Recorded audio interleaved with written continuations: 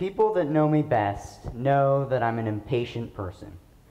You probably have an idea of who I am now. From that sentence alone, you could assume I'd be the guy blaring his horn in a line of traffic, or I'd be the person annoyed at a long line in a store. Because for most people, impatience is thought of as a negative trait. For a long time, I thought this too. But there are many benefits to impatience. If it wasn't for impatience, I wouldn't have self-published my first novel at 10 years old. When I was a little kid, I loved stories. I couldn't help thinking about the characters and themes long after I'd finished reading the book or watching the movie. When I was 8 years old, in second grade, my teacher and class had read aloud time. This was one of my favorite parts of the day. I always looked forward to what was going to happen next in the story. Because of this, I decided I wanted to be a storyteller when I grew up. But then one day I thought, well, why can't I just be one now? So that day, I rushed home, ready to write a book. I could barely get through the door before I started writing. I grabbed a few pieces of paper, stapled them together, and began to write. In the end, it turned out like this. It's called Daring Boy and the Quest for the Golden Guy. Even though it wasn't professionally made, I was still proud nonetheless. This was the start of my impatience, and soon enough I would learn all the benefits of it. One day, my mom heard that local writers were gathering at this bookstore in San Carlos called the Reading Bug. They were hosting an event for people like me to come and share their writing. When my mom asked me if I wanted to go, I immediately said yes. What I should have known was that I was going to be the only kid there. When the night of the event arrived, the writers sat down in front of an audience to read their books. The room wasn't that big, but the size of all the adults made it feel huge. I remember the guy next to me was reading his poetry.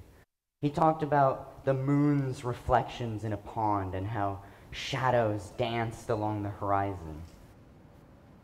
And then it was my turn, and I said, "My book's called Daring Boy." Unlike what I thought, no one laughed at me or anything when I finished. They clapped for me just like they did for everyone else. But something just didn't sit right with me. I think they only clapped because I was a cute kid. But I didn't want to be cute. I wanted to be good. So over the next few years, I turned this into this. It took me till the end of fourth grade, but eventually I turned a few stapled pieces of paper into a 168-page novel. At the same time, my mom and I found out that you could self-publish books for free through Amazon. Through this new discovery, we were able to put my book and all the ones after on Amazon. I remember the day I held my first book in my hands. Words can't describe how amazing that feels. And I wouldn't have held my book that day if I hadn't worked hard for it. Because I found out that learning to persevere is the first benefit of impatience. I held my self-published book that day because I chose to. I did the work and persevered to get there. But for me, that was only the beginning. A few months later, I decided to go into town and sell my books by the movie theater. I set up a stand and waited for the profits to roll in. Very strangely, the profits didn't roll in at all. I made one sale that day and was given $5 from some guy who I'm pretty sure just felt sorry for me. I don't know if it was the cardboard sign that turned people off or what, but no one was buying. I sat there all day and watched as people walked past my stand and didn't look over. It was a weird experience, but in the end, I knew I had to be brave. Another way I tried to promote my book was by reading in our school's library. Once a week at my school, our class would go to the library and the librarian would read us a book. One day, I decided to ask her if I could read my book to some of her classes. Amazingly, she said yes. So a few days later, with my teacher's permission, I rushed out of class and ran over to the library. After about a week, I ended up reading my book to at least 8 classes. It was weird at first, but like anything, you get used to it after a while. During these 2 parts of my life, I learned the second benefit of impatience. I learned how to be brave. I always thought of myself as a talkative person, but I never thought I could get up in front of people and do something like this. Like most people, when I put myself in front of people, I get nervous.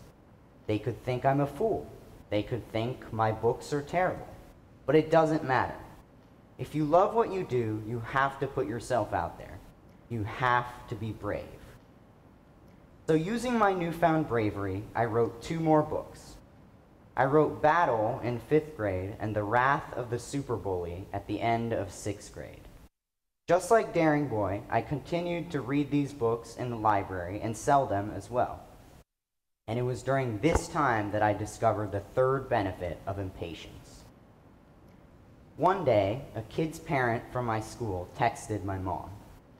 She said that her son didn't like to read. He always avoided it and had trouble with reading in school.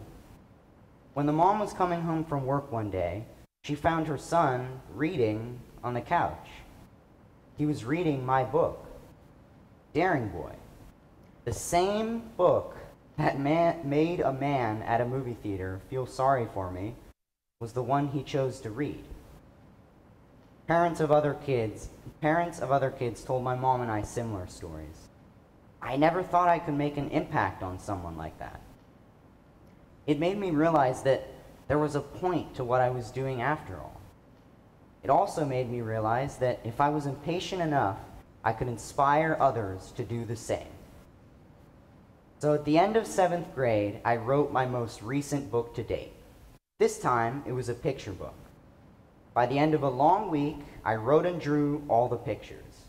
I also went back to the library and read it and sold it as well. But the biggest event I did was go back to the reading bug.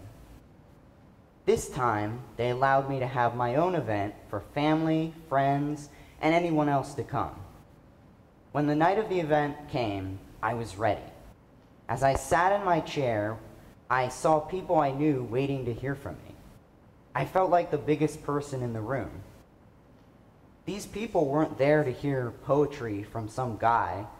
They weren't there to hear about an autobiography written by some other lady either.